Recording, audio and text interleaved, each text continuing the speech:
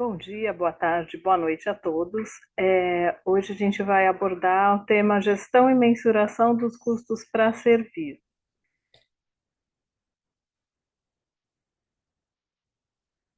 Para começar a abordar esse tema, eu acho que é relevante a gente trazer uma pergunta, se todos os clientes merecem ser tratados como reis. O que vocês opinam sobre isso? Todos os clientes merecem ser tratados como os reis? E aí a gente tem que pensar que se a gente for tratar todos os clientes como reis, a gente vai ter um custo para servir todos os clientes como os reis. Por quê? Porque servir os clientes provoca custos. E esses custos que são provocados para servir os clientes são os custos para servir. Qual é a definição que a gente encontra recorrentemente sobre custos para servir? Eu trouxe aqui uma definição de um artigo bem consolidado, é um artigo de pesquisadores nacionais, mas foi publicado num periódico internacional. E nesse periódico, a definição trazida é: custo para servir é o custo das atividades administrativas, comerciais e logísticas relacionadas à prestação de serviços aos clientes. Então, o que isso implica? É todo o custo que você tem em atividades administrativas, comerciais e logísticas que são prestadas para servir os clientes. Então, você tem atividades que são executadas para servir os clientes, você tem custos dessas atividades e esses custos das atividades que você tem é o custo para servir. Então, é o custo das atividades que você tem para servir os clientes. Qual é a ideia que está intrínseca ao conceito? Tradicionalmente, quando a gente fala de contabilidade de custos, né, a gente tem muito atrelada a visão de que custo é estritamente relacionado à fabricação de produtos apenas. E o que a gente traz no custo para servir é que o custo transcende essa ideia. O custo você não tem só para produzir o produto, você tem para fabricar o produto, para produzir esse produto, né? E para oferecer utilidades. Então, no atual contexto de serviço que a gente está hoje, né? Há tempos atrás era um ambiente muito industrial, mas hoje a gente tem uma gama de serviços muito ampla. E essa ideia do conceito do custo para servir mostra isso, né? Porque você não vai ter custo só para produzir o produto. Se você oferece o produto, mas você não faz uma entrega boa, você não é ágil para entregar, você não está oferecendo utilidade para o cliente. Então, ao você oferecer essas utilidades para o cliente, você tem que executar atividades e tem custos, que são os custos para servir. Então, a ideia do custo para servir está nisso, que você tem custos não só para fabricar produtos, mas também para oferecer utilidades. E no oferecimento de utilidades aos clientes, os recursos consumidos diferem em função de várias características. Então, das necessidades dos clientes. Então, se é um cliente que tem muita necessidade, precisa que você entregue todo dia, né, o produto para ele, você tende a ter um custo para servir maior. Já se é um cliente que não tem tanta necessidade, você pode entregar uma vez por mês, você vai ter um custo de servir menor. Então, de acordo com a necessidade do cliente, vai variar o teu custo para servir. Que outras características fazem diferir o custo para servir? O tamanho e tipo dos pedidos. Então, quando o cliente pede muitos pedidos pequenos, né, e muito frequentes, você vai ter um custo para servir maior, porque você vai ter que estar constantemente atendendo o cliente. Agora, quando é um produto, um cliente pede pedidos grandes, e mais espaçados, você tende a ter um menor custo para servir.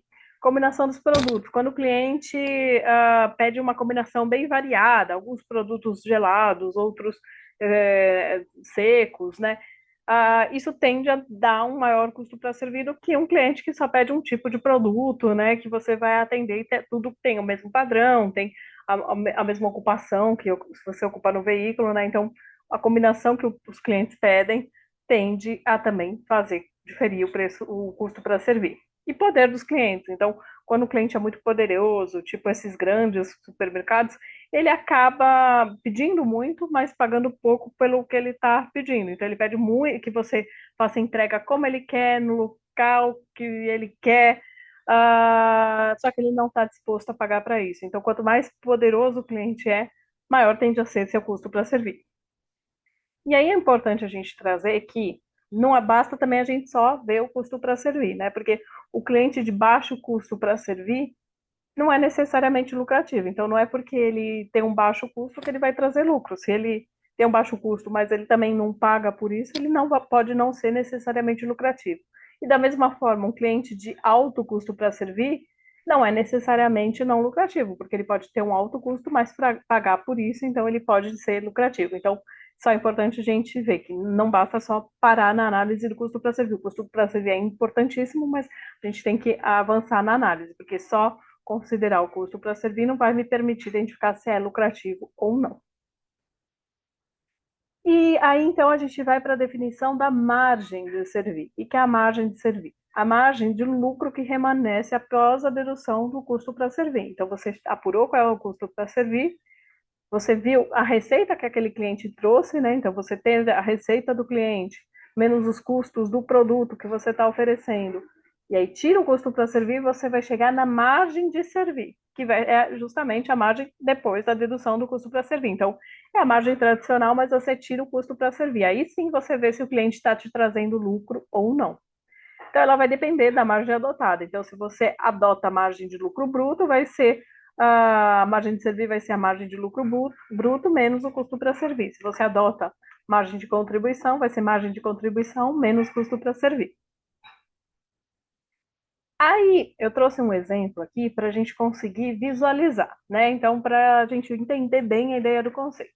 Então, eu posso ter um cliente que tem a mesma margem de lucro bruto, então, vamos supor, você ainda não mensura o custo para servir. Então, você vai achar que o cliente A e o cliente B, que têm demandas bem diferentes, que eles trazem o mesmo lucro. Por quê? Porque, deixa eu colocar aqui, o mouse, aqui. Ambos trazem uma receita de vendas de 100, né? E um custo de produto de 60. Então, aqui a gente está usando uma margem de lucro bruto, né, que seria de 40. Então, você só considerando a margem de lucro bruto, você estaria considerando que ambos os clientes, o cliente X e o cliente Y, têm o mesmo lucro, né? 100 menos 60, 40, 100 menos 60, 40. O problema é que o cliente X, ele não faz muitas demandas, então ele tem um custo para servir baixo, de 20. Por outro lado, o cliente Y demanda muito, então ele tem um custo para servir alto de 60. Então, qual que é o lucro que de fato o cliente X e o cliente Y trazem? Cliente X, 100 menos 60, 40, menos 20, 20. E por outro lado, o cliente Y, 100 menos 60, menos 60, dá menos 20. Então, a empresa como um todo, ela não está tendo lucro, porque o cliente X traz um lucro de 20, mas o cliente Y traz um prejuízo de 20. Então, o total é zero.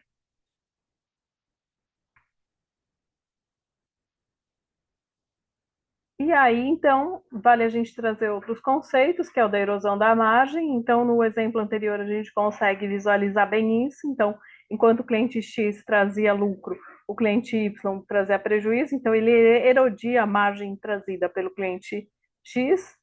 O outro conceito que a gente tem é o conceito da curva da baleia. O que, que a gente vê na curva da baleia? A gente tem vários clientes aqui que, vários não, né? Aqui a gente tem cerca de 20% de clientes que, por si só, já produziriam 200% do lucro que a empresa tem, ou seja, clientes que são muito lucrativos para a empresa, uma vasta quantidade de clientes que não traz muito lucro, mas também não traz prejuízo, né? Então, aqui, ó, dos 20 até os quase 80 a 90, mantém esses 225 trazidos pelos que trazem muito lucro. E é mais a gente tem aqui de 20 a 10% ó, que erodem a margem. Então, você teria 225 do lucro, mas você tem alguns clientes que, em vez de trazer lucro, trazem prejuízo e faz você erodir a sua margem. E outro conceito que vale a gente trazer é de custos ocultos. O que, que é isso? Os custos para servir, normalmente, eles estão ocultos nas várias linhas de demonstração do resultado, né? Você não tem, tradicionalmente, essa informação quando você olha as DRE. Por quê? Está despesa de transporte, despesa comercial, então ele está oculto, está disperso pela demonstração e você acaba não vendo, né? Então, normalmente são custos ocultos, daí da importância da gente identificar eles para quê? Para conseguir identificar que eles existem, apurar a margem de servir, ver se os clientes são lucrativos e se tem algum cliente, alguns clientes que estão erodindo a margem.